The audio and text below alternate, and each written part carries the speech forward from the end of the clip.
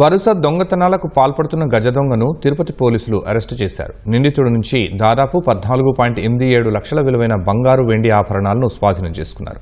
ఇటీవలి కాలంలో జరిగిన ఇళ్ల దొంగతనాలపై ప్రత్యేక దృష్టి సారించిన పోలీసులు సాంకేతికత ఆధారంగా దర్యాప్తు చేపట్టారు. 2 తెలుగు రాష్ట్రాల్లో 90కి పైగా నేరాలకు పాల్పడిన పాత నేరస్తుడిని రేణిగుంట వద్ద అదుపులోకి తీసుకున్నారు.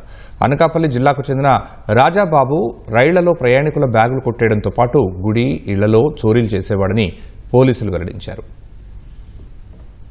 రీసెంట్గా జరిగిన ఇళ్ల దొంగతనాల విషయంలో ఈ కనక రాజబాబు అని ఒక అనకాపల్లి జిల్లా చెందిన ఇతని పైన దాదాపు రాష్ట్ర వ్యాప్తంగా కాకుండా తెలంగాణ రాష్ట్రంలో కూడా కేసులు ఉన్నాయి. 90 కేసులు ఉన్నాయి.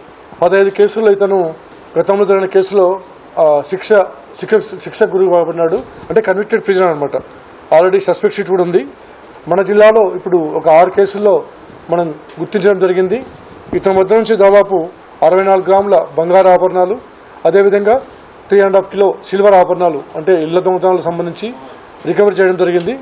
అనుమానాస్పద వ్యక్తులు రాత్రిపూట కానీ మీరేం తింటుంటే 112 ఉపయోగించుకోండి. ఎల్హెచ్ఎంఎస్ ఉంది, ఒక వ్యవస్థ ఉంది, లాక్డ్ హౌస్ మానిటరింగ్ సిస్టమ్ అని చెప్పేసి ఎవరైనా బంధువులింటికి దూరంగా వెళ్ళినప్పుడు, చాలా రోజులు తీర్థయాత్ర వెళ్ళినప్పుడు మాకు పోలీసులు సమాచారం ఇస్తే డెఫినెట్గా ఎల్హెచ్ఎంఎస్ ద్వారా అక్కడ కెమెరాస్ ఫిట్ చేసి వాటిని వాచ్ చేస్తుంటాం. వాటిని కూడా ఉపయోగించి కోరుతున్నాం.